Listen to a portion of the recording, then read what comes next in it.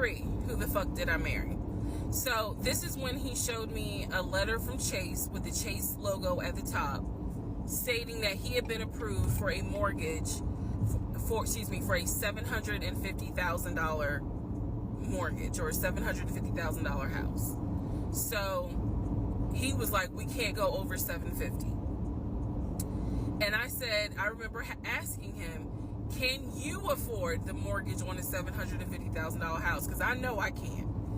This is when he explains to me, I told you how I played arena football. I invested my money really well. So he said, I have money that will help pay for the mortgage. He was like, we're good. Like, I'm financially, I am okay. He was like, that's why I'm able to get approved for $750,000 mortgage. So he told me that his money was in different savings accounts. He said he had an account with Chase Bank, he had an account with US Bank, and he had an offshore account. This is what he told me. The offshore account, I was like, why? And he explained something about, the US, the US imposes taxes on money when you have a certain amount in US banks. He was like, so everybody knows that it's smart to have some money in an offshore account. Y'all, look, I live paycheck to paycheck. I was like, okay, that's whatever. I said, so you have the money to pay for a home. I'm also holding in my hand a letter from Chase saying that he was approved for $750,000. So I went off of what I saw. So we contacted a realtor. I won't say his name, but man, if he ever sees this TikTok, I owe this man such an apology. But we contacted a realtor who was based in Cobb County, because I was very adamant I wanted to move back to Marietta, Smyrna area in Cobb County, Georgia. He was fine with that. His whole attitude was, you're going to be my wife, happy life. So we met a realtor. I would find houses that I wanted to tour. Keep in mind that this was COVID. So at the time, we could not tour a home. It would have to be a virtual tour. So this particular realtor, we found a house in Douglasville, Georgia. Not Cobb County, but nevertheless, it's in Douglasville. I was fine with Douglasville. So we found a house in Douglasville, Georgia. The realtor did a FaceTime tour of the house. The house was really a nice home. 5 bedrooms, 4 baths. So we did a FaceTime tour of the home, and the home was listed, I believe, roughly 400 and something thousand. I really like the house. I could see myself living there. I could see us living there. Could see us with the kid there. This is now April, just for timeline purposes. This is April. So he really liked the house. He was like, you know what, we'll put an offer in on the house. He was like, if you like it, because again, it was COVID, we weren't going to be able to see the house in person because the family still lived there. So he said, I'll put an offer in. We'll see if it's accepted. I said, okay. So he puts an offer in. He's telling me he put an offer in. I need to clarify some things he told me and the things that I actually saw. So for this house in Douglasville, he told me he was putting an offer in. The realtor would call me, because one thing that the realtor told us, he was like, if the woman likes the house, typically the house is going to get bought. So he kind of dealt with me a bit more than he did my ex-husband. And again, this is April 2020. This is before we got married. So at the time, he was my boyfriend.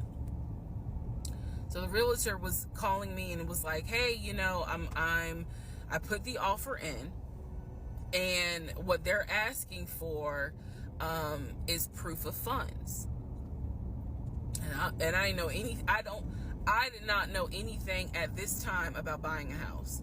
So I was like, hey, you probably need to talk to him, because I'm not even listed on the mortgage. Like, from the paperwork I saw, it was only in his name. So he called him. I guess they talked. I was not there, but I'm assuming that they had talked.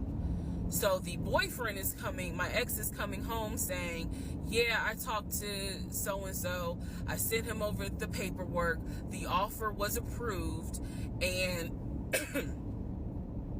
they are going to try to do a virtual closing. First, we got to do an inspection.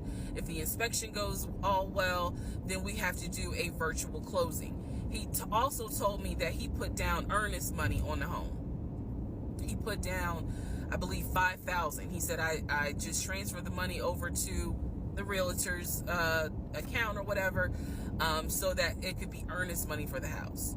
So I'm just like, okay, great. He was like, so realistically, this is April. We should be able to get in that house by June. Okay, no problem. So this is what he told me. About 3 or 4 days later, I get a phone call from the realtor, and the realtor is like, hey, I'm just checking to see what you guys want to do about that house. So I was confused. I'm at work, and I said, oh, I was told that he put an offer in. And the realtor was like, he did? I didn't know that he put an offer in. And I said, well, why wouldn't you know? Like, he told me he put the offer in, and he had paid earnest money, $5,000 earnest money. And so the realtor was like, well, let me call him and find out what's going on with that, because I didn't know anything about it. So red flag, of course. So I call him, and he, in true narcissistic nature, he flips the script, and he like goes off. He's like cussing, going off, like he shouldn't, excuse me, I have the hiccups. He shouldn't be calling you. If he has a question, he should call me, because I'm the one that's on a mortgage. He was like, and now it's going to be an issue. And I said, well, did you put the offer in with him or not? And he said, no, I did not put the offer in with him. I put the offer in with a friend of mine who is a realtor, so I can give him the business. So I did not hear from that realtor again. So I was just like, is the house under contract or is it not? He was like, yes, the house is under contract. This is how crazy things work out.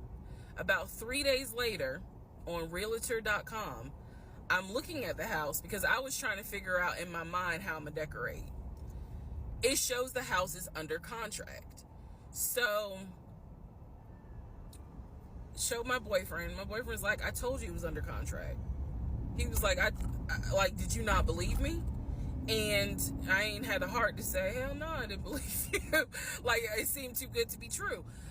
But once I saw the house was under contract, I absolutely believe that, okay, it's under contract with him. Like, yeah, we're about to do inspection. We are about to move. And so we had driven by the house because, again, keep in mind, a family's still living there. So we had driven by the house. At this point, he was like, I want us to start looking for furniture so that way we can go ahead and order it. So when it's time to move, the furniture is ready, because, it takes like 6 to 8 weeks sometimes for furniture to be delivered if they don't have it in stock. Like, he was very methodical and planning and saying, this is what we need to do. So we started going to Home Depot, Lowe's, because we had a printout of what the sellers were going to take. They were going to take the appliances. He had a printout. Let me be clear. He had a printout. So it said on there that they were going to take the appliances. So we needed to get a new stove, new refrigerator, new microwave, all that stuff. So we went to Home Depot and Lowe's, and I went ham. I chose all these new appliances. And here's where we get into the shopping.